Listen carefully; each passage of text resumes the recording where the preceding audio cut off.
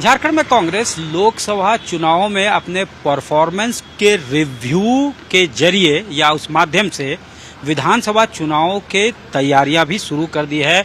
इस बंद कमरे में समीक्षा की जा रही है कि कांग्रेस ने 7 सीटों पे कंटेस्ट किया था, लेकिन 2 ट्राइबल सीटों पे अच्छे खासे मार्जिन से पार्टी जीत तो गई, लेकिन बाकी 3 सीट जो है उसमें अच्छे खासे मार्जिन से पार्टी को हार का भी सामना करना पड़ा। तो इसके क्या कारण है, इसका क्या रिपरकशन हो सकता है, क्या फॉलो आउट हो सकता है। साल के आखिर में यहाँ विधानसभा चुनाव भी होने हैं, तो ऐसे सूरत में हर इन एंड आउट को पार्टी जो है वो समीक्षा कर रही है। साथ ही साथ ये भी तय किया जा रहा है कि लाइन ऑफ एक्शन क्या होना चाहिए, कहाँ लूप होल्स हैं, कहाँ कमियां रह गई, कहाँ खामियां रह गई, कौन से वीक पॉइंट्स हैं और कौन से स्ट्रॉन्ग पॉइंट्स हैं जो पार्टी को अच्छा प्रदर्शन करने में मदद कर सकती है विधानसभा चुनाव में। 2019 की अगर हम बात करें तो विधानसभा चुनाव में कांग्रेस ने 18 सीटें जीती थी, जो पार्टी का सबसे बेहतर परफॉर्मेंस था राज्य गठन के बाद से। लेकिन इस बार अगर हम लोकसभा चुनाव की बात करें और उसकी समीक्षा करें विधानसभा वाइज, तो इस बार बीजेपी ने 47 सीटों पे लीड लिया है। यहाँ पे 14 लोकसभा कंस्टिट्यूएंसी है, जिसमें 81 विधानसभा क्षेत्र आते हैं। इसमें बीजेपी को 47 जो विधानसभा सीटें हैं उस पर लीड मिली। 3 सीटों पे एजेएसयू ने लीड किया। साथ ही साथ कांग्रेस और जेएमएम ने 29 सीटों पे लीड किया, जिसमें कांग्रेस ने 13 सीटों पे लीड किया और 16 सीट जेएमएम के खाते में गई, जहां से पार्टी जेएमएम ने लीड किया था।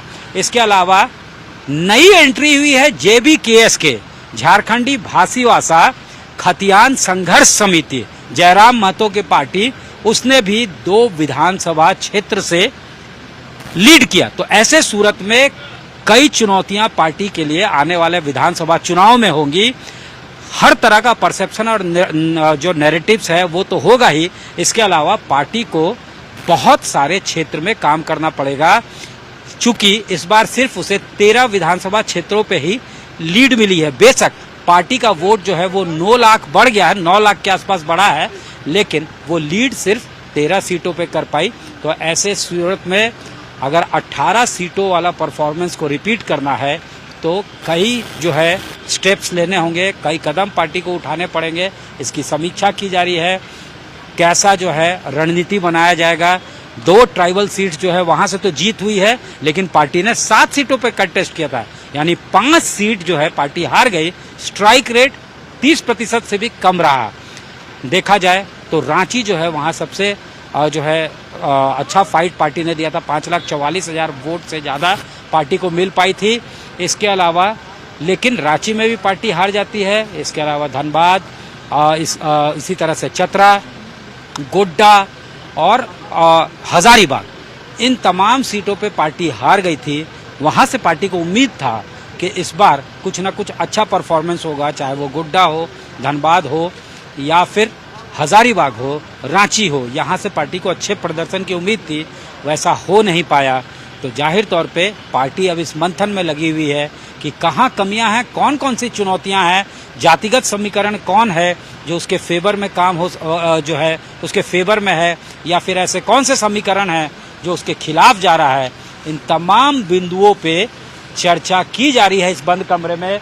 पार्टी के प्रभारी जो हैं मीर साहब वो हैं, इसके अलावा प्रदेश अध्यक्ष हैं, पार्टी के जो तमाम पार्टी के कोटे से तमाम मंत्री जो हैं चंपई सोरेन सरकार में वो मौजूद हैं, पार्टी के विधायक, सांसद, तमाम लोग मौजूद हैं। तय किया जा रहा है कि आगे करना क्या है।